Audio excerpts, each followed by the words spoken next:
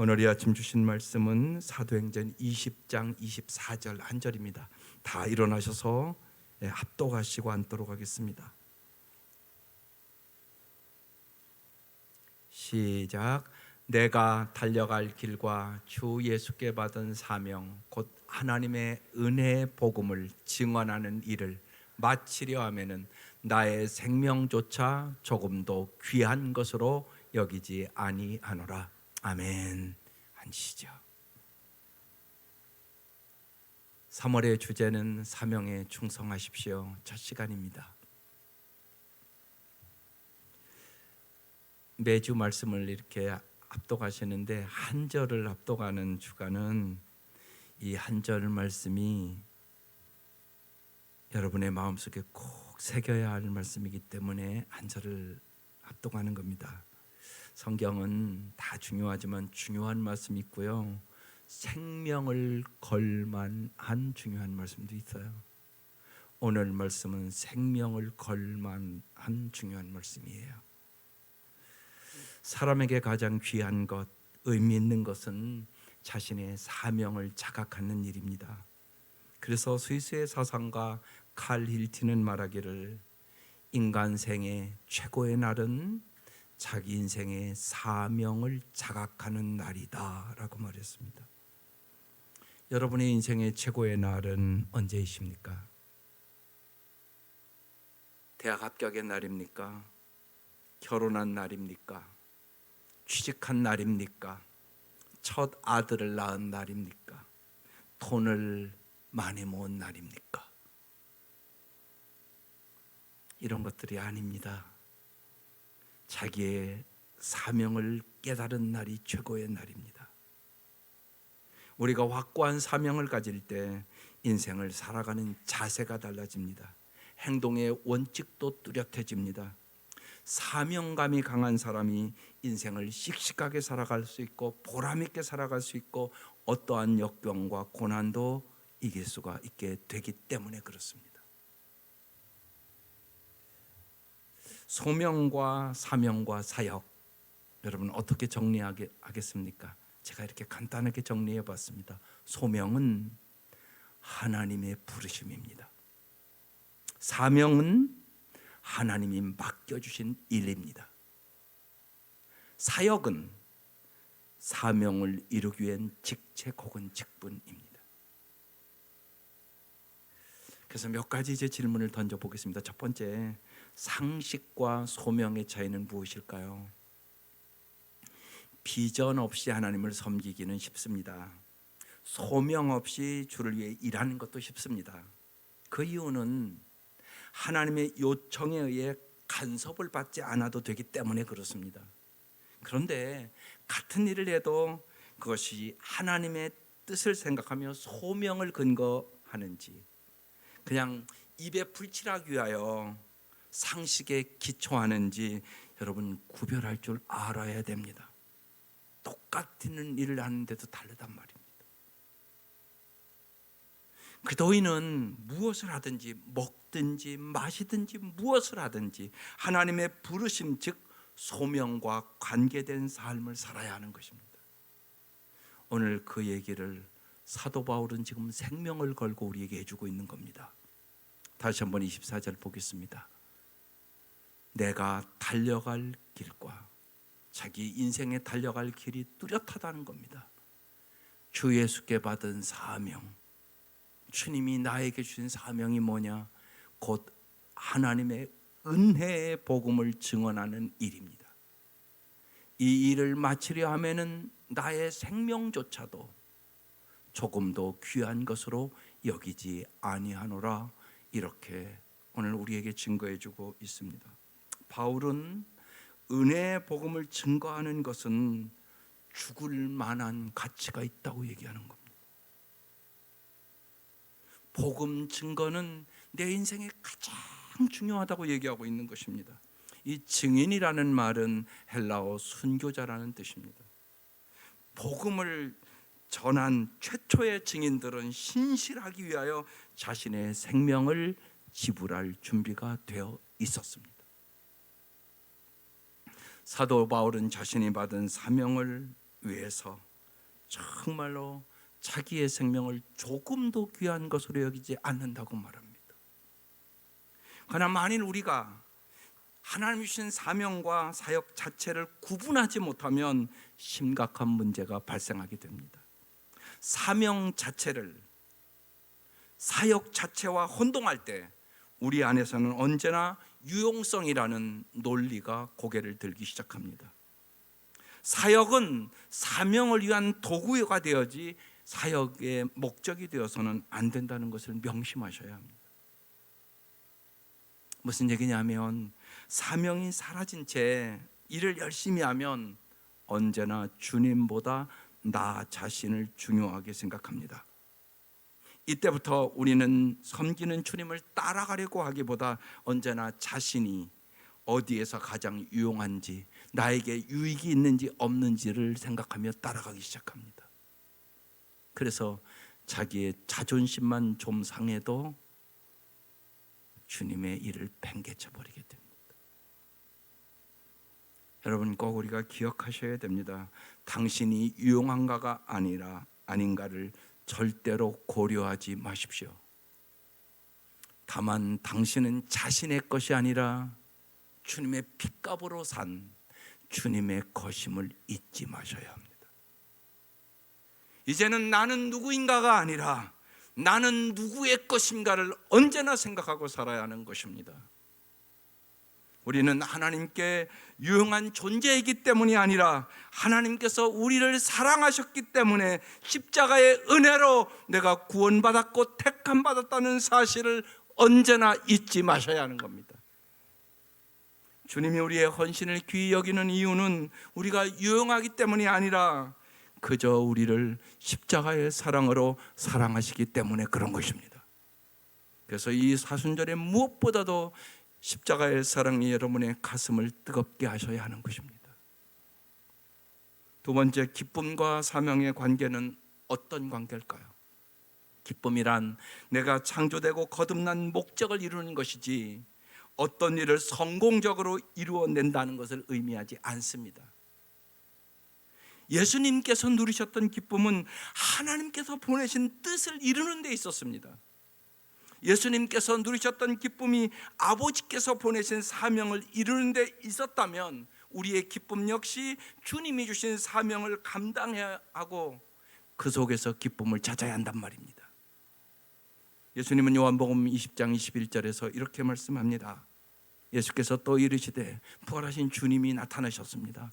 너에게 평강이 있을지어다 말씀하시고 아버지께서 나를 보내신 것 같이 나도 너희를 보내노라고 말씀하십니다. 예수님은 모든 그도들을 증인으로 부르셨습니다. 우리는 그도의 사랑을 보여줌으로, 그도의 진리를 선포함으로, 하나님의 능력에 의지함으로 우리는 이 기쁜 소식 복음을 전하라고 부름받은 사람들이라는 것입니다.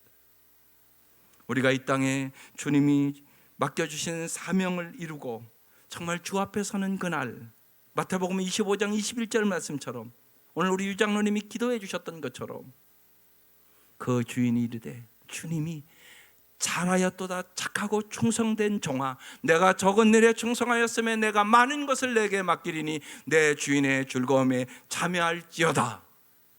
이 음성을 들을 수 있기를 주의 이름으로 축원합니다. 이것보다 더 큰 기쁨은 없기 때문에 그렇습니다.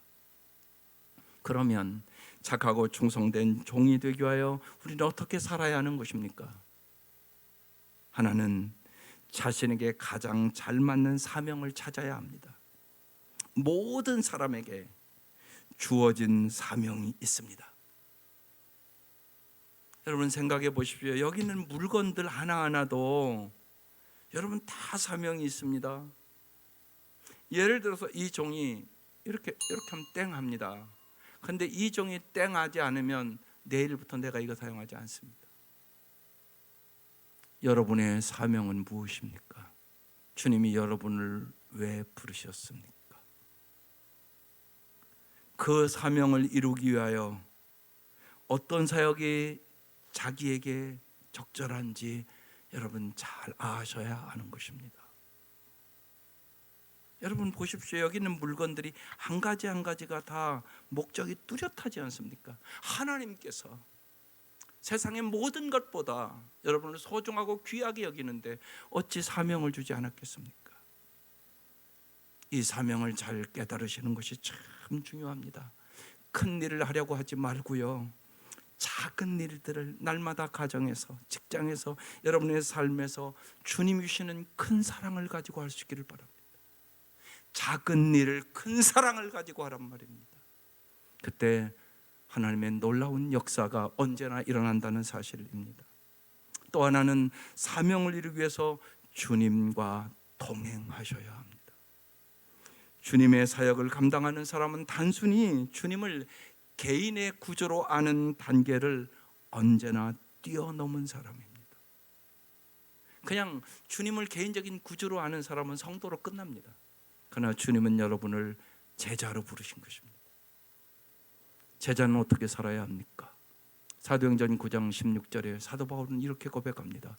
그가 내 이름을 위하여 얼마나 많은 고난을 받아야 할지를 내가 그에게 보여주려고 한다. 주님을 위하여 고난을 감당할 수 있어야 여러분이 참된 주님의 제자가 될 수 있습니다. 그래서 저희 교회는 자꾸 목자 목녀를 하라고 얘기하는 것입니다. 왜요? 목자가 되어봐야만 남을 위하여 눈물로 기도할 줄 압니다. 남의 아픔이 나의 아픔을 알게 됩니다. 그리고 정말 나만을 위하여 기도했던 사람이 남을 위하여 기도하는 성숙한 사람으로 자라갈 수 있기 때문에 그렇습니다. 십자가 없이 영광은 없습니다. 주께서 주신 사역을 감당할 때 오는 만족감이 진정한 영원한 기쁨임을 믿으시기를 바랍니다. 네 번째, 사명은 선택이 아닙니다. 우리는 요한복음 21장의 말씀을 여러 번 들어서 잘 알 것입니다. 주님께서 베드로를 처음 부를 때 사람 낚는 어부가 되게 하리라고 불렀습니다. 그런데 주님을 부인하고 그들은 다시 다 디베라 바닷가로 고기 잡으러 갔습니다. 부활하신 주님이 그 자리에 나타나십니다. 그리고 질문하는 내용입니다. 세 번째 이르시되 요한의 아들 시몬아 내가 나를 사랑하느냐. 주께서 세 번째 내가 나를 사랑하느냐 하심으로 베드로가 근심하여 이르되 주님 모든 것을 아시오매 내가 주님을 사랑하는 줄을 주님께서 아시나이다. 그리고 예수님께서 내 양을 먹이라고 말합니다. 내가 나를 사랑하느냐, 베드로의 폐부를 찌르는 아픔의 질문입니다. 주님 모든 것을 주님이 아십니다. 주님의 사랑이 아프게 느껴질 때 우리는 비로소 주님과 깊은 사랑의 관계 속으로 들어갑니다. 그래서 얘기하는 겁니다. 사랑은 아픈 거라고. 그 후 주님은 내 양을 먹이라. 이 명령은 사랑을 만들어 가라는 것입니다. 하나님께서 예수 그리스도를 이 땅에 보내신 이유는 단 한 가지입니다. 누가복음 19장 10절에 뚜렷하게 기록되어 있습니다. 인자가 온 것은 잃어버린 자를 찾아 구원하려 함이라.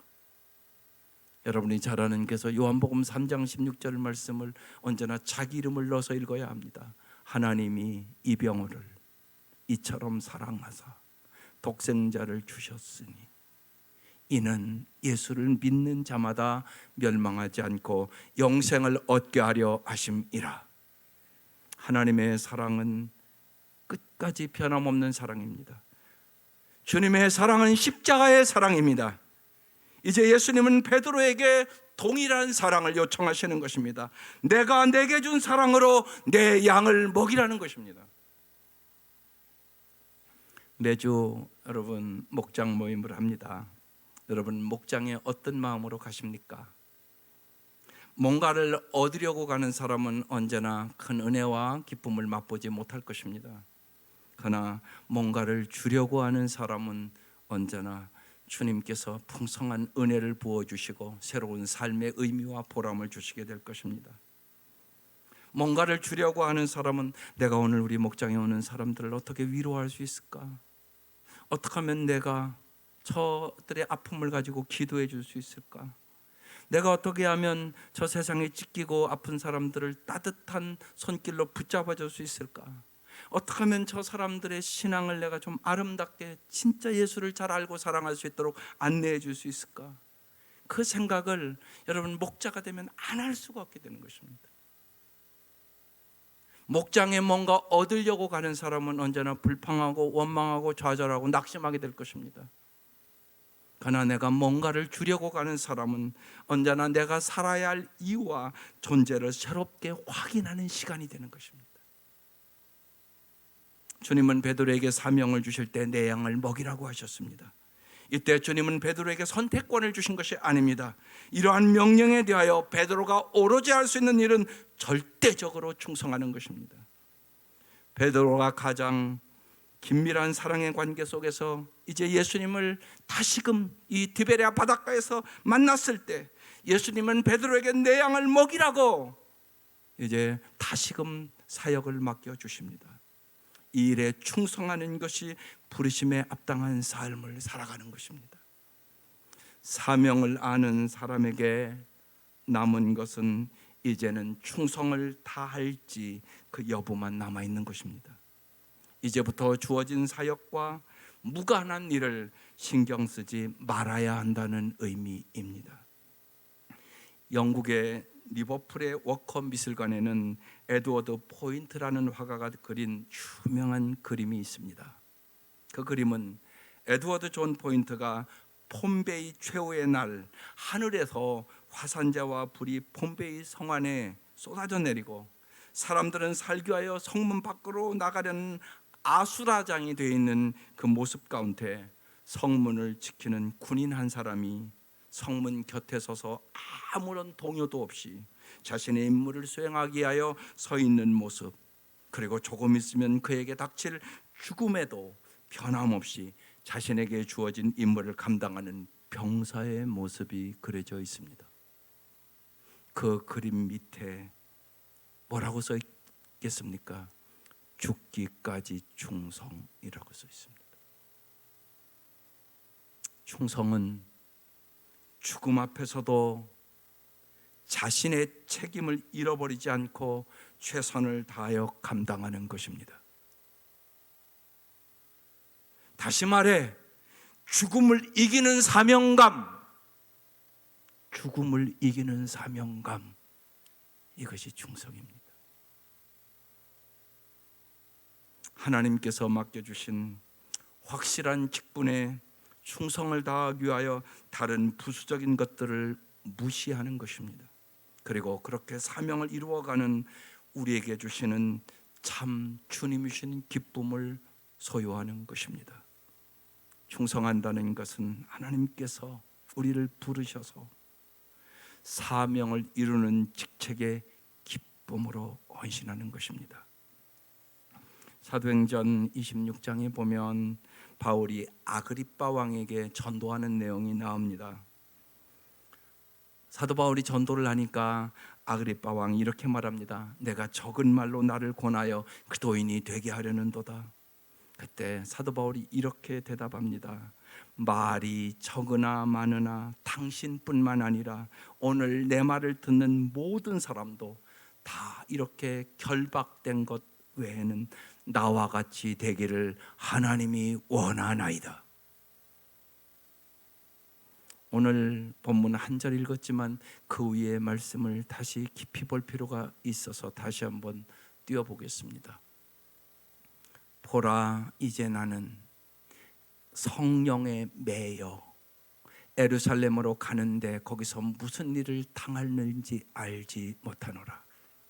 오직 성령이 각성에서 내게 증언하여 결박과 환난이 나를 기다린다 하시나 내가 달려갈 길과 주 예수께 받은 사명 곧 하나님의 은혜의 복음을 증언하는 일을 마치려 하면은 나의 생명조차 조금도 귀한 것으로 여기지 아니하노라. 여러분, 이 말씀 중에 성령님은 지금 바울에게 뭐라고 말씀하시는 것입니까?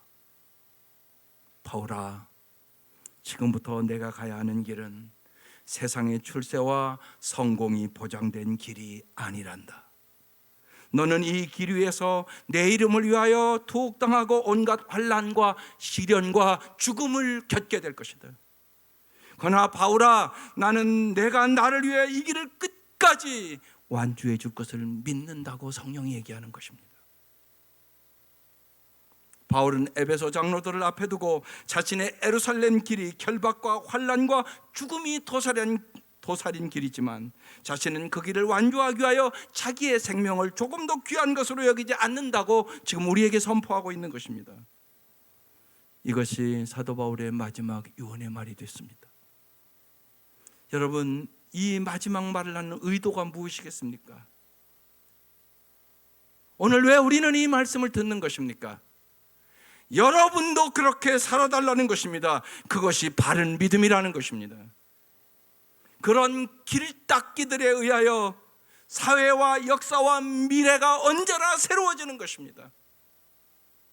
당시 에베소는 우상과 돈과 향락과 유행과 패션과 온갖 볼거리와 흥미거리로 가득한 타락한 도시였습니다. 주님께서 바울을 통하여 택하신 자녀들을 불러내시고 주의 종으로 삼아서 주님의 증인으로 삼기를 원하셨습니다. 그런데 그 길을 걷는 데는 온갖 시련과 도전이 기다리고 있지만 그 길을 걷는 데 두려움 없이 생명을 걸으라고 말씀하고 있는 것입니다. 바울은 여기에 생명을 걸었습니다. 바울은 하나님의 부르심에 자기의 생명조차도 아끼지 않는 결단으로 올라갑니다. 그리고 그는 참수형을 당합니다. 그는 무한하고 영원하신 하나님 안에서 영원히 살아서 오늘도 우리에게 바울이 이 말씀으로 설교하고 있는 것입니다. 바울만이 아닙니다. 성경의 에레미야의 부르심을 보십시다. 에레미야 20장에 이렇게 말합니다. 내가 입을 열어 말을 할 때마다 폭력을 고발하고 파멸을 외치니 주님의 말씀 때문에 나는 날마다 치욕과 모욕거리가 됩니다. 그 다음 띄워주세요. 이제는 주님을 말하지 않겠다, 다시는 주님의 이름으로 외치지 않겠다 하고 결심하여 보지만 그때마다 주님의 말씀이 나의 심장 속에서 불처럼 타올라 뼛속까지 타들어가니 나는 견디다 못해 그만 항복하고 맙니다. 주님, 항복입니다. 내가 하기 싫어도 주님 전하겠습니다. 그 얘기입니다. 이사야의 부르심을 보십시다. 너희는 이전 일을 기억하지 말며 옛날 일을 생각하지 말라. 보라, 내가 새 일을 행하리니 이제 나타낼 것이라 너희가 그것을 알지 못하겠느냐. 반드시 내가 광야의 길을 사막의 강을 내리니 장차 들짐승 곧 승냥이와 타조도 나를 존경할 것은 내가 광야의 물을 사막의 강들을 내어 내 백성 내가 택한 자에게 마시게 할 것임이라. 이 백성은 내가 나를 위하여 지었나니 나를 찬송하게 하려 함이니라. 자기 시대에 광야와 사막으로 부르신 하나님의 사명에 응답한 사람만이 자신의 온몸으로 하나님의 능력을 체험하고 확인하며 하나님을 진정으로 찬송할 수 있는 사람이 될 수 있다는 것입니다. 오늘날 우리는 정치, 사회, 경제적으로 많은 문제에 직면해 있습니다. 그래서 우리 사회에는 여러분 부정적인 신조어가 많습니다. 헬조선, 헬이라는 것이 지옥이라는 얘기 아닙니까? 지옥처럼 희망이 없는 조선이라고 얘기하는 것입니다. 젊은이들이 삼포 세대라고 얘기합니다. 연애와 결혼과 출산을 포기한 세대다. 요새는 오포 세대라고 얘기합니다. 삼포의 인간관계와 이제 집까지도 포기한 세대라는 얘기입니다. 한 걸음 더 나가서 요새는 7포 세대라고 얘기합니다. 꿈과 희망까지 포기한 세대라는 것입니다. 성도들은 이러한 말에 현혹되거나 미혹당하지 말아야 합니다. 아브라함도 모세도 에레미야도 바울도 세상의 부귀영화를 위하여 하나님의 부르심을 받지 않았습니다. 그들은 모두 자기 세대에 광야와 사막의 길을 뚫고 강을 내기 위하여 하나님의 부르심을 받은 사람들이란 말입니다. 이들은 하나님의 인도 속에서 자신의 생명을 던져서 사명받은 광야와 사막의 소망의 길과 강을, 믿음의 길과 강을, 말씀의 길과 강을, 생명의 길과 강을 내는데 자기의 생명을 던진 것입니다. 그리고 수많은 사람들이 그들의 낸 길을 걷고 강물을 마시며 예수도 안에서 참 평안을 누리게 된 것입니다. 우리의 사명은 주님의 부르심에 따라 광야와 사막 같은 이 세상 속에서 소망의 길을 뚫고 생명의 길을 내는 것입니다. 기독교 정신에 입각한 건학과 교육 이념으로 세운 거창고등학교라는 고등학교가 있습니다. 학생들을 위해서 그 학교는 직업선택 10계명이라는 것이 있습니다. 내용은 이런 것입니다. 첫째, 월급이 적은 쪽을 선택하라. 둘째, 내가 원하는 것이 아니라 나를 필요로 하는 곳을 택하라. 셋째, 승진의 기회가 없는 곳을 택하라. 넷째, 모든 것이 갖추어진 곳을 피하고 처음부터 시작해야 하는 황무지를 택하라. 다섯째, 앞을 다투어 모여드는 곳은 절대 가지 마라. 아무도 가지 않는 곳으로 가라. 여섯째, 장래성이 전혀 없다고 생각하는 곳으로 가라. 일곱째, 사회적 존경 같은 건 바라볼 수 없는 곳으로 가라. 여덟째, 한가운데가 아니라 가장자리로 가라. 아홉째, 부모나 아내나 배우자가 결사반대하는 곳이면 틀림없다. 의심치 말고 가라. 열째, 왕관이 아니라 단두대가 기다리고 있는 곳으로 가라. 여러분 생각해 보십시오. 이 가르침은 세상적인 관점으로 보면 이 세상에서 쪽박차라는 얘기 아닙니까?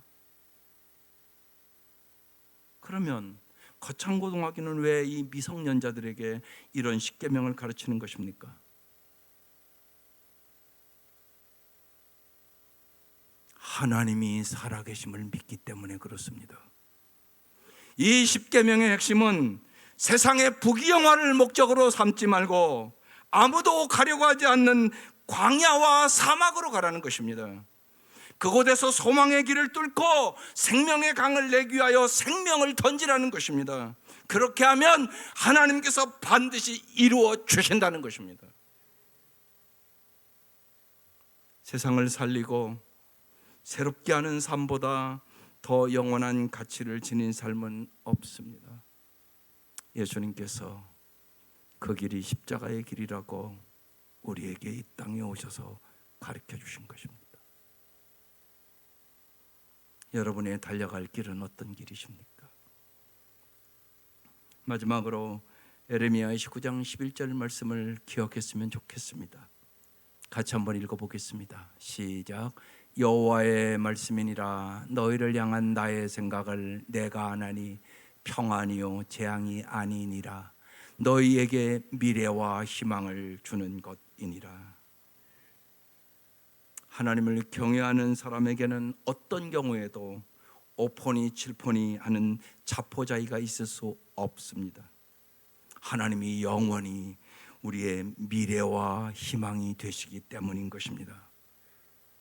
이제 3월을 맞이하고 우리는 십자가의 그 은혜와 사랑을 깊이 묵상하는 시간들입니다. 이 한 주간도 오늘의 말씀을 붙잡고 주께서 주신 사명을 가지고 승리의 삶을 한 주 한 주 살아갈 수 있기를 주의 이름으로 축원합니다. 기도하십시다.